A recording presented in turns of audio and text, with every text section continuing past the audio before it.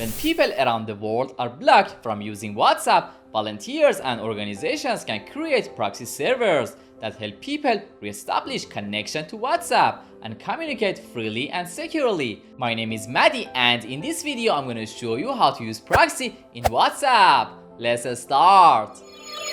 The process for all operating systems is the same. In the first step, open WhatsApp application. Then go to Settings section. After that, choose Storage and Data.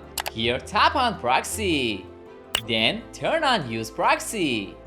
After that, select Proxy address and enter your proxy address. Finally, tap on Save. That's it. Very fast and simple. Thank you so much for watching this video, and I hope this video was useful for you. If you have any questions, please let me know. Subscribe in our channel so you can find a host of clip features and useful tools. See you soon in the next video.